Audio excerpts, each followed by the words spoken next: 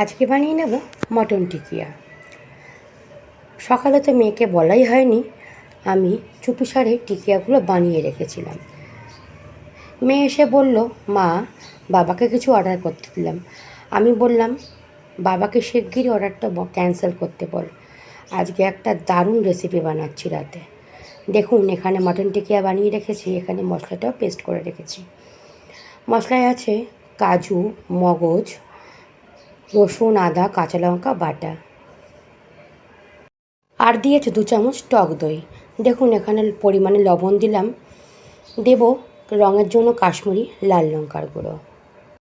ও, আপনাদের তো বলাই হয়নি, রেসিপিটা পুরো কিন্তু ঘি দিয়ে করছি আমি। দেখুন, সম্পূর্ণ মশলা কষে গেছে। এবার দিয়ে দিলাম সমস্ত ভেজে রাখা মাটন টিকিয়াগুলো। এবার ভালো করে টিকিয়াগুলো ঝোলের মধ্যে নাকানি চোবানি খাওয়ালেই তৈরি হয়ে যাবে মাটন টিকিয়া কারি। একবার এইভাবে বানিয়ে দেখতে পারেন। সমস্ত টিকিয়াগুলো এই সময় একটু উল্টিয়ে পাল্টিয়ে দেবো যাতে সুসেদ্ধ হয়। আর শুনুন, চিনি কিন্তু অবশ্যই দেবেন, চিনি ছাড়া কিন্তু ব্যালেন্স ঠিকঠাক হবে না।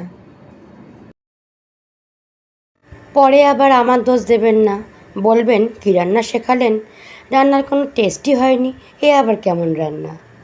মেয়েকে পুরো সারপ্রাইজ দেব। সোনা, কই গেলি? দেখ, এবার খেয়ে বল কেমন হলো। তোর রাস্তার খাবারের থেকে ঢের গুণ ভালো। আমার তো আর তর্স হয়েছে না। ওরে তাড়াতাড়ি খা না, খেয়ে বল না কেমন হলো।